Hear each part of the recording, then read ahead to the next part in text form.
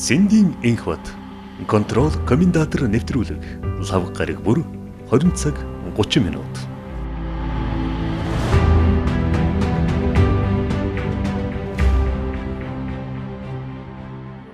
За сайн байна. Та сайхан урдж байна уу? Сайхан. Та эрдэмийн ажлаа одоо хийж байна уу? Тий, одоо сургууль дээр л ер нь хамаг цагаал тэнд зарж байгаа шүү дээ. За санхүү эдийн засгийн дээд сургууль одоо таны одоо бас нэрийн хуудас хаяг гэж одоо таны залуу хаслаа одоо тэр санхүү эдийн засгийн дээд сургуулийн амраа гэдэг байсан та. Тий. Яг 91 онд л одоо бид нар чинь нэг өөрчлөл эдийн засгийн коллеж болгоод явсаар яваад маань одоо их сургуулийн хэмжээнд бол хүрчихлаа. Тэгээд энэ 20 хэдэн жилийн хугацаанд бол ер нь харж байхад бол бас нэг манай Монголын дээд боловсролын нүүрийг тахалж байгаа нэг институт гарцаагүй мөн болж байгаа байна л да тий. Тэгээд би бол яг зүгээр тэнд бид нар нэг глобал эдийн засгийн судлалын хүрээлэн гэдээ байгуулж чад захирлын хийгээд явж байсан. Тэгээд манай сургуулийн ректор маань бас нэг эрүүл мэндийн шалтгаанаар нэг хэсэг хугацаанд эмчилжих шаардлагатай болсон тий. Тийм учраас бол намайг одоо ажил аваад явж байгаа ч гэсэн тэгээд бас давхар нэг тийм ажил хийгээл явжлаа. Ер нь удирдлага тогтвортой байдаг л чухал баг. Маш чухал. Тэгвэл нөгөө талаас бас хитрхи удаж болдгоо юм байна л гэсэн бас нэг тийм ойлголт байгаа тий. Тий, дээр ч одоо манай энэ өдөр чинь ингээд нэг тодорхой хүнийг ажиллуулах хугацаа гэж байдаг. Яг таны хэлдэг энийг одоо хугацаанаас өмнө авч болохгүй тий. Хугацааг хитрүүл сунгаж болохгүй гэсэн удирдлагын зарчмыг бас дээр ярьдаг байсан да. Ерөнхийдөө нэг ойролцоогоор нэг ялангуяа энэ орчин үеийн нийгэмд бол бизнесийн энэ динамик хадгалаад явъя гэх юм бол нэг 10-аад жил байхад л болж байна. Тэрнээс бол нэг их бас сунжруулаад хэрэггүй юм байна лээ. Тийм ба. Би одоо санаж байна уу та би бас эвлэлийн өрөөлөнгө удирдал яг ингээл 93 оноос хойш 2000 он удирдал тэгээд нэг жоохон уудах тийш ханддаг юм лээ. Тэ. Тэгэл өөрөө гарын шин гарт нь ороод ирчихэж байгаа. Хоёрдугаарт нь болох тэр ер нь бас нэг шин уур амьсгал тэр нэг юмнуудыг оруулах юм бол. Гэхдээ бол өөрөө бол хэвлэлийн хүрээлэнг бол ер нь хамгийн хүнд хэцүү үед нь их л сайн удирдсан шүү дээ. Их сайн бас юу байсан л да ер нь менежмент их сайн байсан. Төсөл нь ч бас их дайж төсөлөх одоо тийм онцгой зорилготой тий. Засгийн газрын нэмэлт бас сайн байсан тэр үед. Тий. Яг тухайн үедээ бид нар чинь ер нь угаасаа нийгмийн нэгтэй сонирн байсан учраас өөрөө мэдчихэж байгаа шүү дээ. Нийгмийн нэг зохион байгуулдаг, чиглүүлдэг тэр хүч чинь үндсэндээ бол сонирн л байлаа шүү дээ. Одоогийнх шиг ямар энэ интернет гэж нэг сүртэй юм байсан биш. Телевиз маань ч гэсэн бас нэг харьцангуй дөнгөж хувийн телевиз, хувийн юм чинь дөнгөж үүсчихсэн. Тэгээ тэр үед бол сонирн бол маш чухал үр гүйцэтгэдэг байлаа шүү дээ. Ард иргэдтэйгээ харьцдаг тэр гүүр нь болж өгдөг маш чухал. Тэгээ тэрийг бол бас нэг материалын баз талаас нь тасалчихгүй байх үүрэг бол засгийн газарт л байсан л да. Тэгээ яг тэр агуулгын хувьд ч юм яаж авч явах юм бэ гэдэг бол бас өөр л асуудал байсан байх л да. Тий. Тэр одоо санаж нь одоо нэг хэвлэх үйлдвэртэй бид нар байлаа шүү дээ. Тэр нэг намтай байлаа тий. Тэр намын зүгээс нэг үрвэл бүх сонинг одоо ажил сонинг хэвлэхгүй гэдэг ч юм уу. Тийм бас хяналт байсан учраас бас одоо юу гэдэг олон улсын зүгээс энэ байдлыг задлаа. Хажууд нь параллельны бие даасан хэвлэх үйлдвэр бий болгоё. Сэтгүүлчдийн одоо яг орчин цагийн сэтгүүл зүгээр сургая гэдэг том төсөлд орж ирсэн 3 сая гаруй долларын одоо санхүүжилт засгийн газрын дэмжлэгтэр. Тэгээ тэр чин зүгээр нэг сонин тасралтгүй гаргаад ихэхээс гадна тэр шин сэтгүүл зүг бий болгох тэр хүмүүсийг өөрөө чинь яриад байгаа сургуулийн юмд бол нэлээх ач холбогдол өгч. Одоо энэ орчин үеийн ч одоо байгаа энэ гайгүй нэртэй сэтгүүлч нар чинь ер нь бүгд тэргээр гараа үзтээ. Тэгсэн тий. Тэгээд тэр үе чинь юу яалаа шүү бас нэг сэтгүүлчний мэргэжлийг одоо юу гэдэг давтан сурах гэж асуудал яригдсан. Тэгээд хамгийн гол нь одоо сэтгүүлчдэд дамжуулаад дөнгөж Монгол бий болж ирсэн ингээд нялах гэдэг юм одоо тийм маш залуу ийм арчлалыг Монголд одоо бэхжүүлэх тэ ийм одоо том зорилгыг агуулж ирсэн тэ энэ тэр үр зорилгоос гайгүй сайн биелүүлсэн байх. Тэгсэн маш сайн биелүүлсэн. Ер нь бол Монголын ардчлал үдий зэрэгтэй яваа бас нэг энэ хэмжээнд өрч хад байгаа гэж чинь маш том хавь нь бол сэтгүүлч нар дээр л ногдож байгаа шүү дээ. Тэгээд тэр чинь 96 сонгуул бол арчсан нам ялт байгаа гэсэн. 50 суудал. Тий. Авчихсан тий. Тэгсэн тий. Арчсан холбоо эвсэл гэж байна. Тий, арчсан холбоо эвсэл тий. Тэгээд би бас сандж одоо яг ингээд 5 сарын 3 гэдэг л аяж чухал. Ер нь ингээд хэвлэл мэдээллийн байгууллагыг бас ингээд төр засах нь бас дэмжих, ард иргэд нь оролцоод байгаа дэмжих гэсэн чухал. Тэгэхээр одоо та бол одоо манай хэвлэл мэдээд бас их тийм гавьяатай хүн. Ягаад гэвэл одоо яг тэр төслийг хэрэгжүүлэхэд бас ингээд засгийн газрын зүгээс бас байр савар хангаж ирсэн шүү дээ. Дараад нь тэр байр савыг одоо чөлөө төвлөгээд тэр чинь төсөл байсан шүү дээ. Энэ төслийн багт бол одоо шилжүүлсэн засгийн газараас. Энэ одоо бас их тэр болгон гаргадаг шийдвэрийг гаргасан. Яг энэ та одоо ерөөсөө манайх бол нэг яг зүгээр бид нар ч юмыг харахтаа бол за нэг бол одоо улсын өмч байна, нэг бол одоо хувийн өмч байна гэжсэн. Гэтэл олон нийтийн өмчийн бас нэг хэлбэр байд юм аа. Энэ public гэдэг юм чинь бас нэг өөрсдөө төлөөллөөрөө дамжуулаад энэ аж ахуй нэгж байгууллагуудыг ч бас нэг аваад явж болдог шүү гэдэг. Анхны нэг том юм чинь л юм шүү дээ. Одоо бол манайх чи эрх зүйн хувьд бол яг нэг үгэлэхэд бол бас нарийн зохицуулчихсан байхгүй. Төрийн бус байгууллага маань чухам одоо аж ахуйн үйл ажиллагаанд ямар статустай оролцдог юм бэ гэдгийг бол бид нар зохицуулж өгсөн байхгүй. Гэхдээ хэвлэлийн хүрээлэн гэдэг маань бол яг л нэг тийм төрийн бус байгууллагын олон нийтийн өмчийн хэлбэрээр ингээд үйл ажиллагаагаа явуулаад сайн явсан шүү дээ. Маш сайн явсан. Одоо ч гэсэн давгүй явж байгаа. Одоо ч гэсэн давгүй явж байгаа тийм. Одоо сургууль судалгаа явуулдаг. Тэгээд дээрэс нь яг зүгээр бидний зүгээс одоо нөлөөлсөн юм бол юу вэ гэхээр ялангуяа тэр 90-ад оны үед гарч ирсэн хүмүүс бол тэр хэвлэл мэдээллийн эрхчлэлд бол итгэдэг байсан л да. Үнэхээр энэ нэг байх хэрэгтэй. Энэ бол одоо ардчлалын зайлшгүй том элемент. Тийм учраас яаж ядарч байсан, яаж зүдэрч байсан гэсэн хэвлэл мэдээлэлээ бол ад үзэж болохгүй. Одоо энэ нэг сүүлийн үед шуган тариад шүү дээ нэг хэдэн сэтгүүлч нарыг тагнах шагнал центр гэдэг. Ёстой тийм юм бол байдгүй байлаа шүү дээ. Өөрийн нэргүүлэл одоо ёстой шөмжилж яхад дээд зэрэгээр янз янзаар үзэж яхад чинь бол энэ чөлөө төвлөгч юм байх ёстой маа энэ зүгтээгээл тэрийг харин дэмжиж явдаг байсан. Тэгээ тэр үуч одоо Монголын чөлөө тарьсан сэтгүүлчд эвлэл гэж байгуулагдаад даш дундуугаа тэрийг үүсгэн байгуулж удирддаг байсан тий. Та нараас хоорондоо холбоотой байсан. Тэгсэн тий. Тэгээд яг хөтэ зүгээр бас л нэг энэ нэг үеийг л иймэрхүү үеийг тэгээд давтгал юм байна л да. Давтгал юм зүгээр одоо Монголын сэтгүүл зүйн маань цаашдаа ямар дүр төрхтэй болох юм байгаа юм бэ гэдэг бол их л сонин асуудал болж л байгаа юм л да. Тий. Тухайн үедээ бол яжсэн ингээд ийм чөлөө төвлөнд тухай ярьдаг байсан байхгүй чөлөө төвл. Тэгээд ингээд хараад бус хэвлэлгээл ингээд ярьдсан. Тэгээ одоо энэ чинь ингээд шилжилтэд нь яваад байгаа. Тэгээд хараад нь хариуцлагатай сэтгүүл зүй гээл тий. Тэгээд мэрэгжлийн сэтгүүл зүй. Одоо бол сүүлийн давлгаа бол одоо энэ юу гол асуудал байгаа. Тэр болох төр яг ийм одоо ёс зүйтэй сэтгүүл зүй гэж тий. Ярьж. За манайд одоо зүгээс бол үүдийн одоо бас бидээс контрол сайт гэж ажилладаг.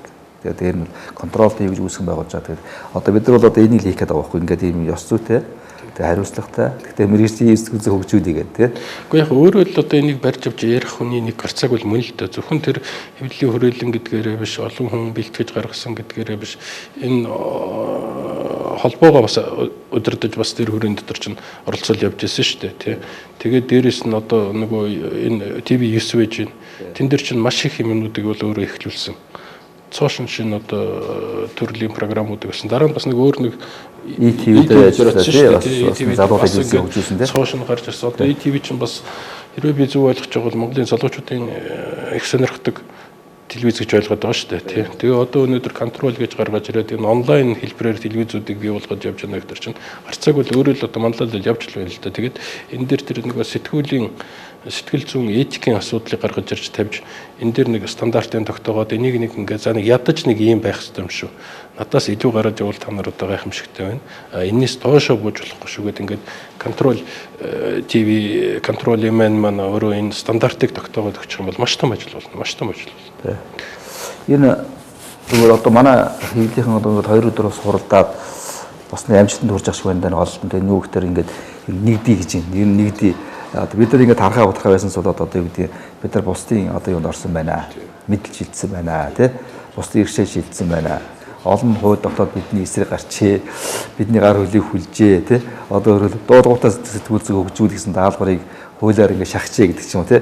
Одоо эдгээр ийм яригдж байна да. Тэгээ бид нар энийг бас нэг одоо нэг тийм нэг одоо юу гэдэг өнгөрсөн 2-3 хоногийн дотор бол нэг ол дамжлагдгийг бол одоо бид нар амарсан. Одоо нэг сонины холбоо гэж байна, телевизийн холбоо гэж байна, сайтын холбоо хэдэд байна. Бид нэгдий гэж тий. Дуу хоолой нэгтгэх. Тэгээ одоо бид нар энийг орчноо жоохон өөрчлөе. Одоо бид нар ер нь бол сэтгүүлч дандаа хэвлэл мэдээллийнхэн голдуу нийгмийн янз бүрийн болохгүй шүүмжлүүд бид нар өөрсдөө ийм болцсноо бас эргэж харъя гэсэн бас нэг юм нэг ойлголтод хүрээд эдийн засгийн хувьд хараат бус байдлыг олж авна гэдэг бол сэтгүүлч нарын хувьд бол их том асуудал юм шиг байна. Би хэрвээ зөв ойлгож байгаа бол тэгээд яг нэг хэсэг бол хүний амьдрал болсон хон чинь янз янзын юмд орлоо л да. Яг хараат байдалд орлоо. Компани телевизрууд гарч ирлээ. Компани хэвлэл мэдээлэл захиалгаар юм гэждэг. За бүр нарийн ярих юм бол одоо бүр зохион байгуулалтаа бүтээгдэхч нэг тийм хэлбэрүүд орж ирлээ шүү дээ. Тэгэхдээ ямар ч бас энийг нэг давж гараад нэг эдийн засгийн хараат бус байдлаа нэг хангадаг механизмыг олоод тэгээд нэгдээд ингээд цаашаа явах гэж байгаа бол гайхамшигтай л байна л да. За ингээд яг энэ юу бол хэвлэл мэдээллийн асуудал бол ингээд танд бид таалагдж байгаа. За одоо зүгээр таныг одоо таач одоо ингээд арч намын дарга хийжсэн. За гадаад хэргийн сайд хийжсэн. Ингээд өндөр албанчууд байсан. Тэр нь одоо ерөнхий сайд дээр ажиллаж байсан дээ. Энэ эдийн засгийн хүн бол одоо бас ерөнхий сайдаар ажиллана гэдэг нь хөөрөөдөг байх гэж бодож байгаа. Би бол илүү одоо тийм харах хүрээнээр өөрөөдөг байх гэж бодож байгаа. Би бол яг зүгээр миний тэр ерөнхий сайдын албыг халж ирсэн үе маань бол их сонио биш үү? Нэг сүрхий болгоё гэсэндээ ч болчихоогүй шүү дээ. Хэрвээ санаж байгаа бол даже өмнө нь намайг нэг ерөнхий сайд болгох гээд оруулж яхад би өөрөө саналаа өгөхгүй байж байгаа. Тэгээ болоогүй шүү дээ. Болохгүй гэж байгаа л үндсэндээ болоогүй. Одоо бол ерөнхий сайд болооч гэх юм бол хүн болгон тийшээ гүйдэг л байх л да. Тэр тухайн үед бол нэг тийм хүсээ татгалздаг хүсээдэг зүйл биш байлаа шүү дээ. Хариуцлагатай би энэ чинь бэлтгэх хэмжээнд одоо хүрээгүй болоогүй гэж л үздэг байсан үе шүү дээ. Тэгээ яг 1999 онд тэр чинь нэг арчсан холбоо эвсэл маань бас нэг анх удаа засгийн эрхийг барьжсэн 2 3 засаг нь ингээд солигдчихсан нэлийн хүнд байдалд орчихсон сонгуульд өгчихсэн байдаг. Тэгээ тэр үед бас нэг сонгуул гэдэг юмтайгаа хамт тэр улс орноо бас нэг сүйтгэчихгүй байх, эдийн засгийн нэг нураагаа тавьчихгүй байх нэг асуудлууд л гарч ирж байсан л да. Тэгээ эхлүүлсэн юмнуудаа бас нэг гүйцээж байгаа. Тэгээ тийм учраас бол яг тэр нэг үед бол авч явах өөрөг надад ногдчихсэн. Би бол тэр ерөнхий сайдын албыг авч явахдаа бол мэдчихсэн. Тэр төргөө би энэ тэр бол яг энэ сонгуулийн хугацаанд дуусаад явж байгаа. Тийм учраас бол надад нэг тэгж юм юмд уягдаад нэг элдв янзын амбицлаад авах шаардлага байхгүй гэдгээ мэдчихсэн. Тэгээд шийдэх ёстой асуудал ч гэсэн маш тодорхой байсан. Өнөөдрийнх шиг асуудлууд биш байхгүй. Эдийн засгийн цар хүрээ хэмжээ ч гэсэн шалгондоо байлаа шүү дээ. Тийм учраас бол одоо миний үед хасч байсан тэр ажил албыг өнөөдрийнхтэй бол харьцуулахад бол бас их амаргүй л байна. Би одоо ингээд харж байндаа яг ингээд ер нь эдийн засгийн байдлыг ингээд харах тэгээд арчсан намын үед ингээд манай эдийн засгийн энэ үзүүлэлт жоохон доошоо ордог. Тэгээд энэ одоо ингээд үүдний зис алтны үнэтэй холбоотойгоор хүнсэндээ холбоотойгоор унж идэг. Энэ бол механик тий. За ингээд маань ангийн юм уу засгийн газар ингээд авч явах үед дандаа тийм бас золоор их юм уу тий юунууд дандаа ингээд зис алтны үнэ өсч идэг. Ийм одоо нэг процесс бол ажиллаж байна тий. Энэ бол одоо та өнөөдөр эдийн засгийг яаж харж байна? Ингээд одоо өсөлт ярьж байгаа тэр ер нь бол механик өсөлт байх шиг харагдаад байгаа. Тий, яг зүгээр бид нараас одоо нэг шууд хамаарахгүй гадаад зах зээлийн нөлөөлөл нь илүү үйлчлээд байна л та. Угаасаа энэ нэг эдийн засгийн чинь бол нэг бүр татагдаад унчхаас өмнө бас нэг дэмжиж тусалж хөл дээр нь босгож ирэхгүй бол болохгүй юм байна шүү гэдгийг бол чинь одоо донорууд бол ойлгочихсон байх жишээ. Олон улсын санхүүгийн байгууллагууд ч гэсэн ер нь бол ямар ч улсын нэг хурдхан шиг хөл дээр нь босгож ирэхгүй бол болохгүй шүү энэ төр гэсэн маягаар бол хандаад дэмжижсэн. За зах зээлийн үн ч гэсэн айгу байж гэн. Тэгээд яг зүгээр яг одоо өнөөдөр 2018 оны тухай ярьж байгаа учраас бол бас нэг нааштай үзүүлэлтүүд гараад байгаагийн нэг учир шалтгаан нь тэр 16 онд байгуулагдсан засгийн газрын бас нэг хийжсэн ажлуудын үр дагавар гэж боддог. Засгийн газрын үед хийж эхлүүлсэн юмнууд чинь одоо 2 жилийн дараа үр дүнгээ бас өгч эхэлж шít. Тодорхой хэмжээгээр. Тэр үе одоо жимсийг хурааж ийн гэсэн үг. Жимсийг хурааж ийн гэсэн үг. Тэгэхээр одоо энэ засгийн газар бас нэг төвөртэй реформ жанртай тодорхой ажлууд хийгээд эхлэх юм бол магадгүй тэр 20 оноос эхлээд үр шим нь бол гарах л байх л та. Тэгээд сая бол одоо ингээд манай ерөнхий сайд бол 2 удаа ажил хийлээ шүү дээ. Солонгос руу ажил хийлээ. Тэндээс бол юу гэдэг нь яг Эрдэнэт засгийн газрын үдээс яригдсан зүйл туслан дэмжлэгийн мөнгийг бол одоо авсан те. Яг одоо энэ бол нүүрсний асуудал гэж яриад ах шиг байна те. За утаа тоолуулалтын асуудал. За саяхан бас нэг хэдэн 7 хоногийн өмнө урагшаа явсан те. Энэ бол энэ ажлыг бас ард иргэд бол илүү хүлээж ирсэн багч бодож байгаа. Ерөнхийд нь ямар үр дүн гарах вэ гэдэг. Тэгээ манай хэвлэл мэдээллийн моделийг олуулаад дагаж явсан. Бизнесийн бүлэг маш том бүлэг явсан. 300 орчим хүн явсан. Ер нь том, маш том одоо юу гэдэг ажил хүрээ гэдэг юм уу. Гэхдээ яг тэр хэмжээгээр энэ асуудлыг шийдэж чаддаггүй гэдэг асуудлаас өөрөө авах гэж байна. А ер нь бол CGP-ийн дарагтаа уулзах үед бол хөрсөх одоо ерөнхий сайд нэг зүйлийг одоо хийсэн гэх юм уу, сануулсан гэх юм уу гэдэг манай хэвлэл ярьж байгаа. Тэр нүгтэр та бол одоо бидэнд ямар нэгэн үсэж болно, хийлж болно, ярьж болно, тусламж гуйж болно. Та нарт гэхдээ нэг л зүйлийг хий. Дотроо уучраа олоод дараад нь надад ярьж ууз гэсэн сануулгад өгсөн гэж байгаа шүү дээ. Ер нь бол нэг том асуудал байгаад байгаа юм хөө. Бид нар энэ хоёр хөрштэйгөө ер нь яаж харьцах ёстой юм бэ гэдгийг одоо болтол ойлгоогүй. Уул нь бол үндэсний аюулгүй байдлыг үзэл баримтлал, гадаад бодлогын үзэл баримтлал дотор бол хоёр хөрштэйгөө сайн уршаа харьцаатай байна гэдэргээд ингээд томьёолох юмнуудаа бол томьёолчихсон. Тэр маань жоохон яг амьдрал дээрээ хөрөж ирэх тэр ямар хэлбэрээр яаж буух ёстой юм бэ гэдгийг нь бол мэдэхгүй. Нэг нь болох тэр одоо энэ хятадын эсрэг үзлийг дэвэргээл одоо энэ л ер нь хамаг юм болохоо байжглаа гэж үзээд идэг. Нөгөөх нь болох тэр одоо юу гэдгийг хитрхи хараат болчихлоо энэ ч одоо бас болохгүй гэлээдэг. Нөгөө хэсэг нь болох тэр эднэртэйгээ бас нэг бид нар зөв зохистой харьцаж явахгүй болохгүй гэдэг ингээд нэг тийм дотроо ердөө ойлголцож өгөхгүй. Тэгээд дээрээс нь ингээд нэг тодорхой төслүүдийг аваад үзэхдээ дандаа нөгөө нэг одоо тэр ингэх гэж энэ ингэх гэж гэдэг нэг гаднаас нэг мангас гаргаж ирээд тэрүүгээр айлгуулдаг нэг юм маягаар явчихсан. Тэгээ өмнөхөр тэр гаднаас мангас орж ирээд одоо ингээд хамаг юм сүтгэж гэдэг юм өөхтөр бас тийм юм харагдахгүй байгаа байхгүй. Яг ингээд санаа ухаад үзэхдээ бол нэг тодорхой хүний хувийнх нь амбиц эсвэл нэг хэсэг бүлэг хүмүүсийн тэр нэг бизнесийн эрх ашигла энэ л асуудал байгаа байхгүй. Хэрвээ би идэхгүй бол чамд өгөхгүй гэдэг л зарчим. Би идэхгүй бол чи идэхгүй шүү гэж. Тийм. Тэгээд яг одоо маш тод жишээ шүү дээ. Ер нь манай сэтгүүлч нар бол энийг гаргаад явхад бол нэг буруудахгүй. Саарл ордонд орхосоо өмнө бол юу ярьж исэн, юу хийж исэн, саарл ордонд орчход юу ярьж байгаа, юу хийж байгаа хоёрыг харьцуулаад байх хэрэгтэй байхгүй. Оюутлогооч гэж юм, таван толгойч гэж юм. Тэгэл эрд гол зарчим нь болох тэр энэ нэг байгалийн баялаг, энэ байгалийн баялагийг л хэн хянах вэ гэдгээр дээр л үзэлцээд шүү дээ хэдэн бүлэг болчихвол. Тэрнээс бол нэг сүрхий тэр хоёр хөрш маань жоохон ямар бодлого явуулаад байгаа эднэртэйгээ яах ёстой юм бэ гэсэн тэр нэг тэгж том хараад байгаа юм бол надад харагдав. Хувийн сонирхолтой болж чадсан. Тэгэхээр бид нэг чотко болгох ёстой юм шиг үү. Ер нь энэ нэг хоёр хөрштэйгээ яаж харьцах ёстой. Эдийн засгийн салбарт байр дээр одоо бүгдээрэнтэй л ижүүрэн түншлэл энэ төр гэл их гоё томьёолтой яваад байгаа шүү дээ. Тэгтэл тэр ижүүрэн түншлэл гэдэг маань эдийн засгийн салбартаа жоохон юугаараа яаж илэрхийлэх ёстой юм гэдэг маш тодорхой болгож аваад тэгээд тэрийг тэр нэг хин нэгэн хүний хүсэл зоригоос хамаарахгүйгээр том эрх ашигын үүднээс хангах тэр механизмуудыг л олмоор байна. Айлчлалын хувьд бол яг зүгээр надад нэг бодогчл байдаг зүйл тэр л дээ. Манайх чинь одоо бас л манай сэтгүүлч нарын тусламжтайгаар энэ нэг айлчлал хийх дээр л нэг их юм олоод ирэх юм гэж боддог байсан. Ялангуяа 90-ад оны үед ч хэцүү байлаа шүү дээ. Үнэхээр одоо ёстой юм олж ирэх хэрэгтэй тий. Тэгэхээр л явж ил тий нэг юм олж иртгэл байлаа шүү дээ. Тэгээ тэр нь одоо болтол ингэж яваад байгаа байхгүй юу. Тэгэхээр л одоо нэг л юм олж ирэл их мундаг айлчлал хийдэг гэж. Эдийн засгийн тийм үйл ажиллагаанаас гадна бас улс төрийн шин чанартай агуулга байдгалтай айлчлалуудад.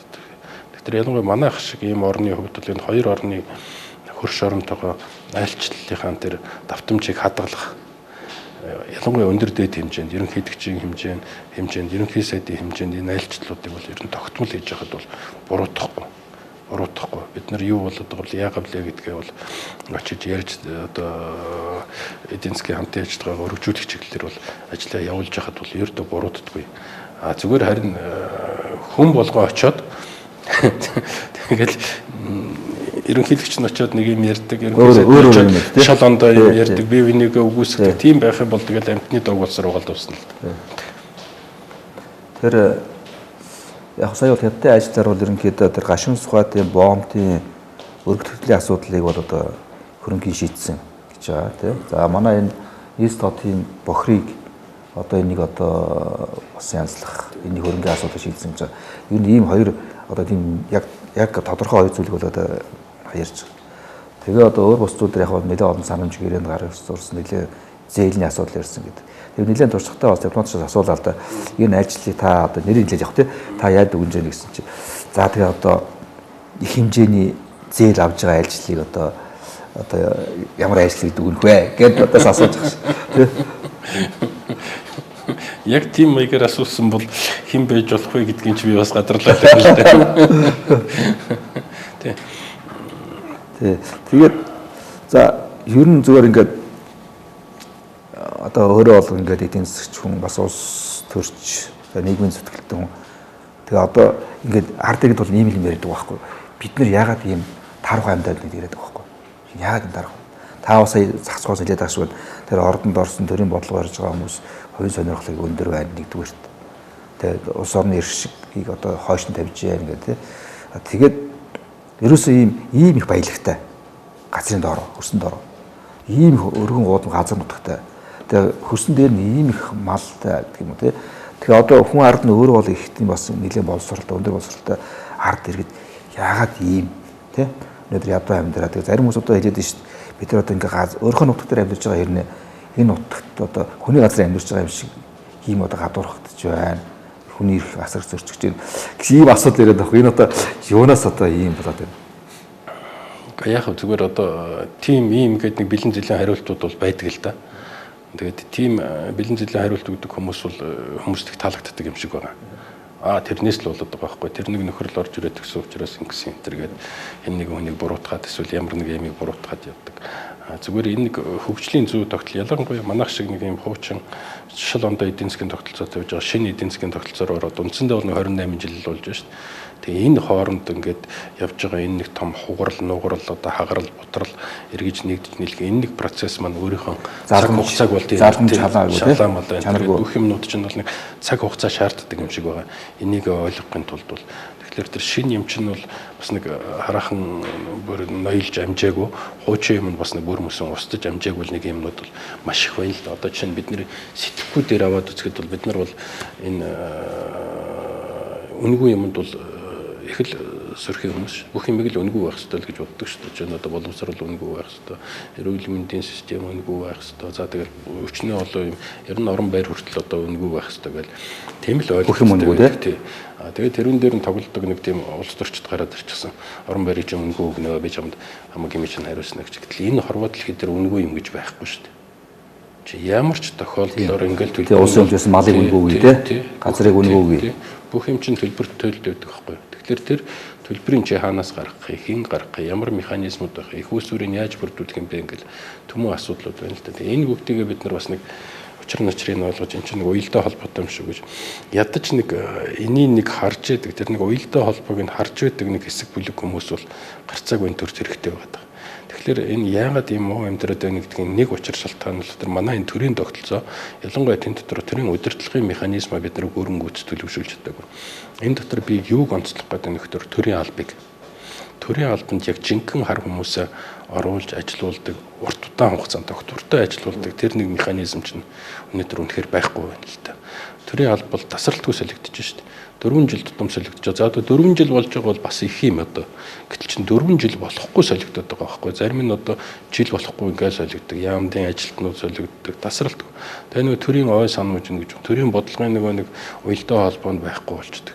Тэгээ эн чинь нөгөө яаж удирдах байгаа юм тэр чинь яаж удирдах юм чинь явах болчиход байна шүү дээ. Осолгүй нэг юм яриад хүчээр тулгаал байдаг. Гэтэл тэр төрийн ажлыг чинь явуулдаг механизмууд ингээд байхгүй. Тэгэхээр бид нэр энэ дээрээ бол анхаарах хэрэгтэй. Энэ улс төрийн намуудын одоо нэг бүр ойлголцоод маш тодорхой хийх ёстой зүйл бол юу юм бэ гэхээр энэ төрийн албыг л бэхжүүлэх, төрийн албанд ажиллаж байгаа хүмүүсийг доктор сурчтай ажиллуулах болцоог нь хангаж өгөх ёстой. Тэгээ энийг бид нар юу гэж ойлгоод байдаг вэ гэхээр хууль баталчихна гэж ойлгоод байгаа. Одоо сая төрийн албаны тухай хуулинд өөрчлөлт оруулсан доктор сурчтай ажиллуулах энэ гэл баталлаа гэж хэрэгжих юм уу?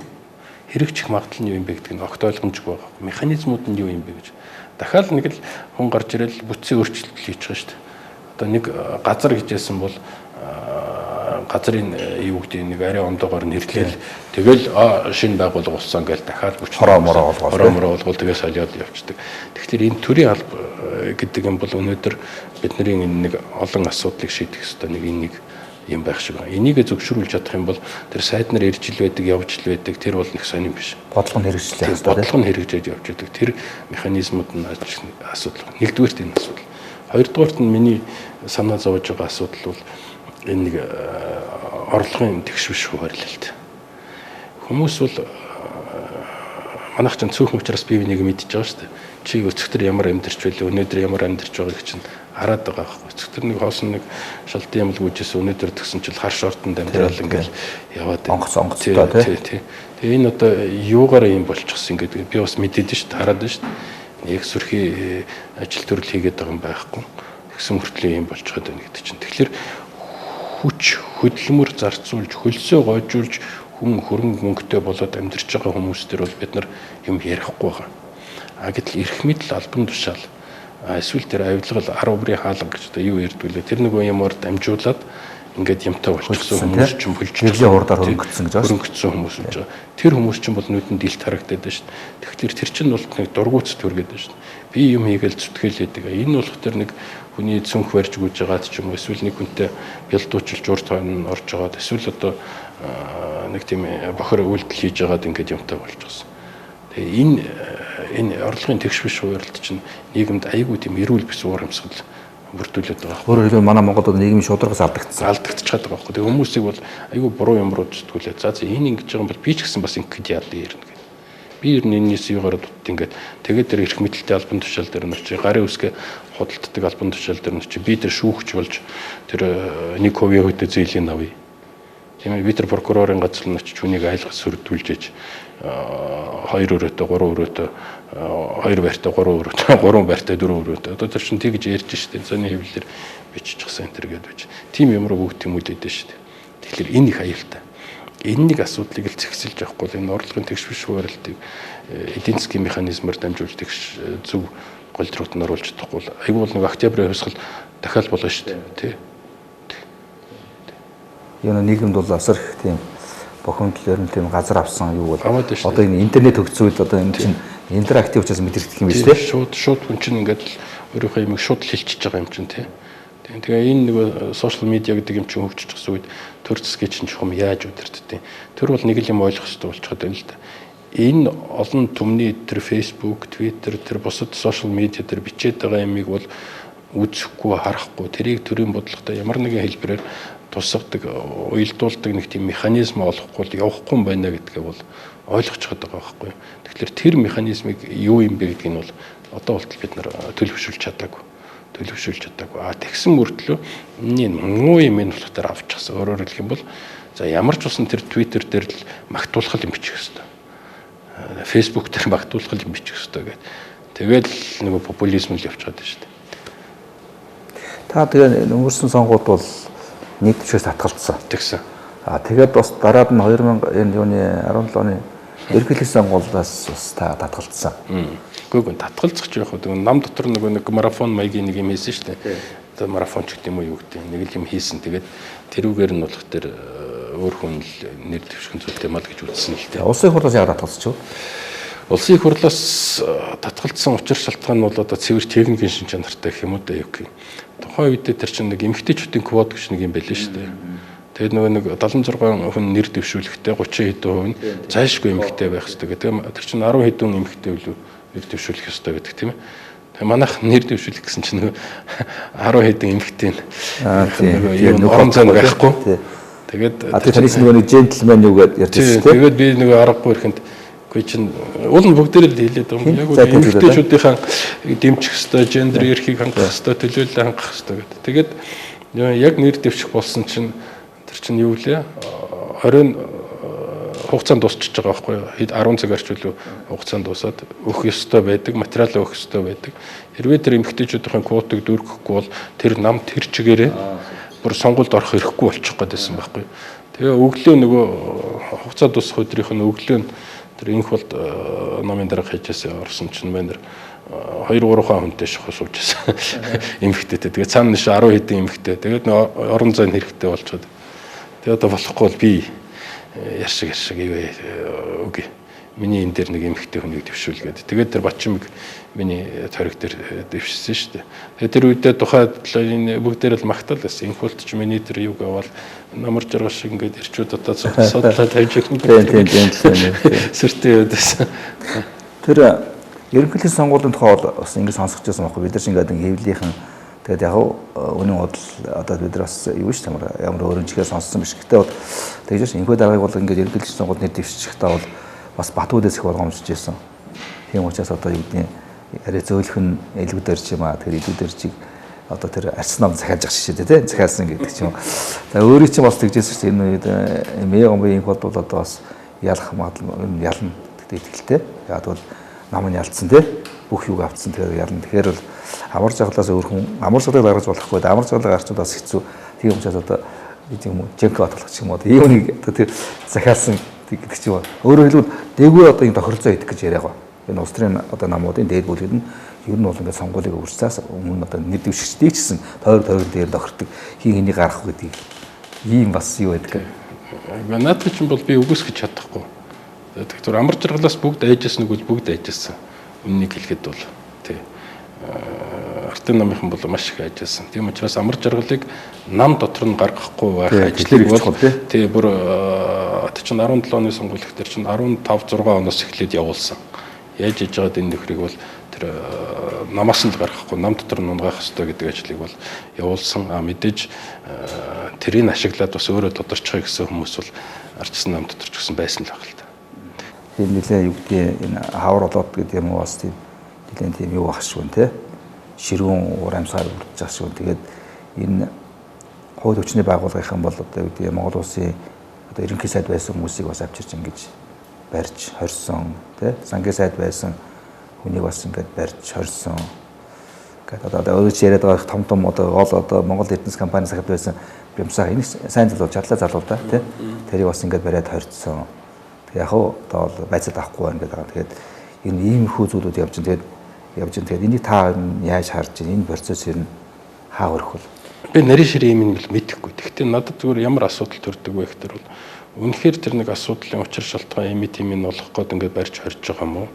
Эсвэл нийгэмд нэг юм уур амьсгал бий болгочиход энэ ч та болох байжглаа тэр тэгсэн гэнэ нэг гэсэн гээд яг сөрхий мангас бий болгочиход тэгээд тэр нэг нийгмийн тэр нэг эсэргүүцэл дургуутсал имийг дарах гэж нэг хийг нь гаргах гэж нэг хүн барьж нэг шалгасан болох гэж ингэж явж гэнэ үү гэдэг нь бол хоёр ондол асуудал байх л да. Зүгээр л яг зүгээр нийгэмд нэг бухимдал үүсээд элдв янзын болгонгууд нэг барьсан болж нэг хорьсон болж нэг дүр эсгээд ингээд явах гэж байгаа бол нэг хэрэг байх.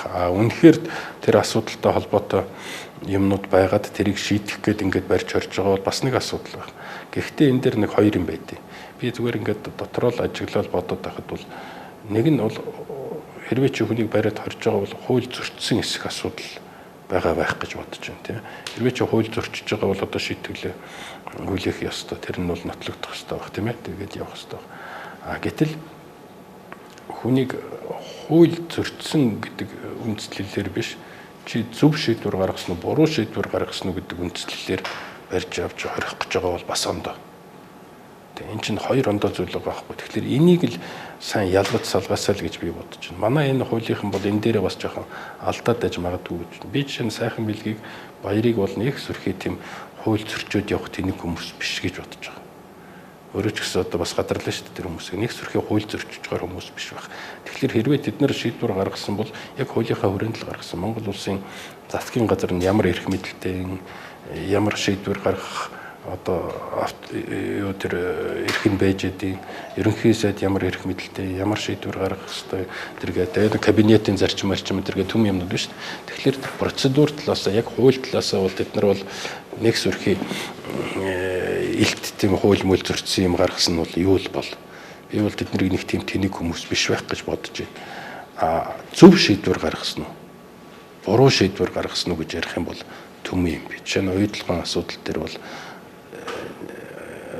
одоо нэг хэсэг нь зөв буруу л гэж ярьдаг. Би бол жишээ нь бол тэр буруу гэж ярьдаг үздэг хүмүүсийнх нь талд байдаг. Тэгээд тэр уйдлагын гэрээ байгуулаад нэг төрийн ордонд нэг мундаг ёслол мослол хийсэн шүү дээ. Гар хөлийн өсөлтөөр би тэр үнд нь бол бүр ингээд демонстратив нь очоогүй л дээ.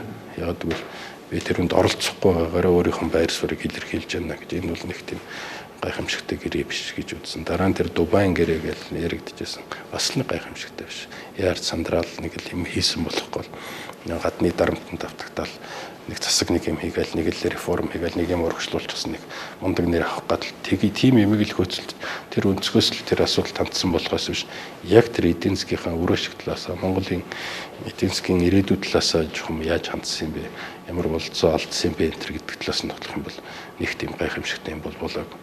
Одоо өнөөдөр ч гэсэн харалтаа хэрвээ би зөв ойлгож байгаа бол оюутлогын гэрээгээл тэгт чинь бол Монголын тэр нутаг дэвсгэрийн хил хязгаар нөхцөл тодорхойгүй байна гэж шүү дээ. Тий, оюутлогын чинь чухам яг хааны зөвхөн энийг хэлээд байгаа юм уу эсвэл энэ цагаан цаас юм уу эсвэл энэ юм уу хилийн нөхцөл тогтоогддог. Тийм гэрээ гэж одоо ямар ойлгохтой гэрээ гэж хэлэх үү? Нэгдүгээрт. Хоёрдугаарт нь бол энэ Рио Тинто гэдэг иймэрхүү гадны том байгууллагууд чинь бол энэ чинь дэлхийн түн бөмбө орноор яваад нэг энэ ядуу буурай хөгжилтэй сул засагтай тийм улс орнуудыг яаж ашиглах вэ гэдэг технологи бол бүр дээд зэрэгээр боловсруулчихсан байдаг. Хуулийн өөрчлөлт. Тийм. Нэгдүгээрт нь хүсснээрээ хуулийн өөрчлөлт, хоёрдугаарт нь нийгэм дотор тэр нэг уур амьсгал бүрдүүлдэг механизм олжсэн. Хамгийн наадсах нь нэртэй нөлөөтэй тийм дуу хоолойтой хүмүүсийг аваад л өөрийнхөө багт ажилуулчих шүү дээ. Худалдаж аваад ажилуулчих нь.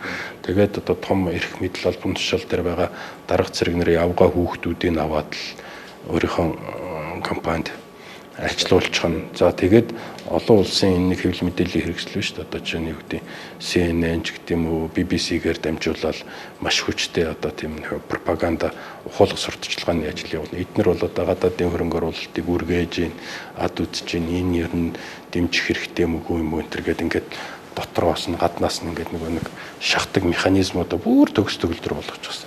Тэгээд тэр механизмынхаа хүрээнд дотор л Монголыг ингээд тулгаал өөрсдөө хүссэн шийдвэрүүд гаргуулаад явж байгаа шүү дээ. За ингээд энэ өнөөдөр нэвтрүүлэг юм байгаа. Комментатор гэдэг нэвтрүүлэг. Комментатор. Манай энэ телевизэн анхны одоо юу гэдэг ийм олон нийтийн зөвлөлтөй анхны одоо first гэдэг юм уу те ийм одоо сошиал телевиз.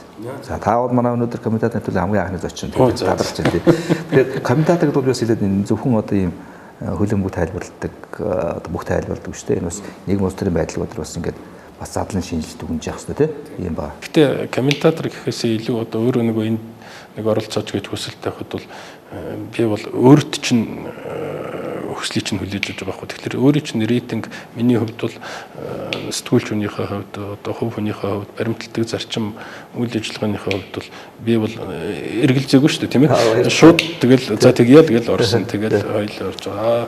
Олон радио телевизийн медиа бас хүсэл тавьдаг л да. Гэхдээ би бол маш их бодож аж бүр нэлийн шилж сонгож аж. Тэгэхээр өөрийн чинь хувьд бол ямар нэг асуудалгүй ингээл оруулаад телевизэд явж байна. Тэгэхээр анхных болж байгаад бол би их баяртай байна. За танд баярлалаа. За баярлалаа. Таны ажил амжилт хүсье. Та нарт ч гэсэн амжилт хүсье. За.